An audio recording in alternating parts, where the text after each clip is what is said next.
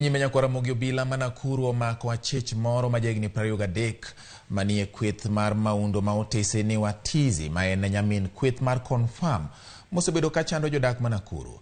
Jackson Maruche mong'ere kaka Rogers Achij ni otelo e weche mag njore kaka turo udi, mayo ji simbe kod nek. Obila bende manyo achije moko 5 mag kweth ma itudo gi nek mopogore opogore gwenge makono. Komanda mar obila Peter Mwanzo owacho ni weche mag njore nyocha ochako dok chien e gwenge ma Nakuru, onyicho duogo kendo e gwenge ma Nakuru bang' kwe bedo chakre dwe mar 7 mar higani. So jana tukasikia there was a meeting, kulikuwa na mahali walikuwa na mkutano, and on a tip off officers were able to move in very fast, and they managed to arrest him as his counterparts, his colleagues, mikora wenzao walipotoroka. It is said walikuwa na gari hapo ilikuwa imejaa visu. For whatever the mission they had, we are yet to establish through our investigations.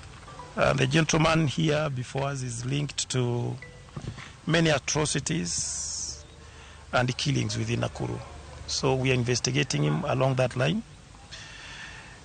His gangs, he's a leader, and his gang is involved also in house breakings and robberies, and mobile phone snatching and stealing by use of motorcycles. He will be facing court, and we're still looking for the rest, wale ambao walikuwa nao jana. But of course we believe soon we'll be able to eradicate the entire operation of this gang in Nakuru.